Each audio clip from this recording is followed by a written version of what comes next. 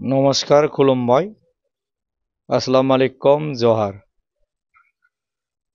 मोर नाम श्री प्रदीप कुमार मुसाहारि आङो all BTR differently abled persons protection अर्गानाइजेशननि गाहाय आफादगिरि दिनै आङो सान्तिपुर गामियाव आरो दिनै बेवहाय जोंनि दिव्यां बिदा फंबाय लोगोसे गामिनि ओनसोलनि गावबुरा बिथांमोनजों लोगोसे गासैखौबो लानानै बावहाय जोंनि मानसिफोरजों लोगोसे जोङो गामियाव जे मोननांगौ मोनथायफोर बेफोरनि सोमोन्दै आरो फैबाय थानाय फैगौ 2025 मायथाइनि सेप्तेम्बर दानाव जानो गोनां जे बिटिआर काउन्सिल इलेक्शन बिनि सोमोन्दै गुवारै सावरायनानै बाव जोङो मोजां रोखोमै बुजिनो मोनदों रायजोआ एबारनि जे सरकार बे सरकारनि सायाव गोजोननाय दङ एसेबाबो खारन गुबुन दाबसे जायगानिफ्राय गुबुन दाबसे जायगायाव हरनि समावनो जा साननि समावनो जा गोजोनै थांनानै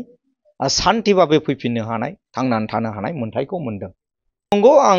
जोंहाथ' जेनेबा मोनथाय दं 4% रिजार्वेशन हिसाबै आङो मोनबा डिस्ट्रिक्टनि सासे गाहाय आफादगिरि जानानै एबार जोङो थिरांथा लादों आङो इउपिपिएल दोलोनिफ्राय बिजाथि महरै जोङो सरकारनिफ्रायनो डिमान्ड खालामदों जुदि मोनाबा सरकारा माथो खालामनो जोंनि मोनथायखौ लानानै जोंबो नांनांगोन। दा बिटिसिआव जेसेबां माने गोग्लैसोनानै थानाय जोंनि आइ आफा रायजो राजा बिदा फंबाय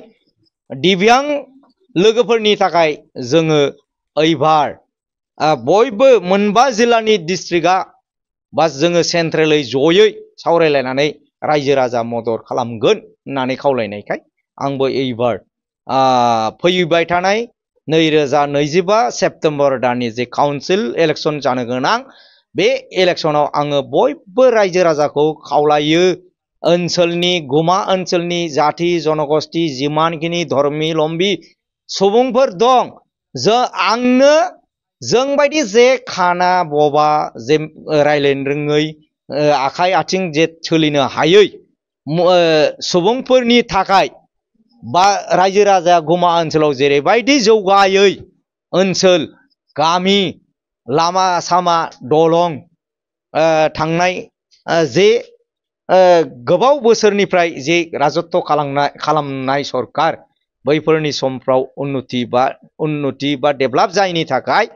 जोंनि मानसिफ्रा थालांनायखाय जोंबो गोख्रोङै एबार आवगायनानै पाब्लिकनि मदद लानानै जेन देरहालांनानै रायजोनि खामानि मावनो हायो। रायजो राजाफ्राथ' बहुत जायगायाव खावलायदों दा आंनो आफादगिरि जानानै आंना खुनु सेक्सन गैया आंनो डाइरेक्ट थांनानै बयबो गामियाव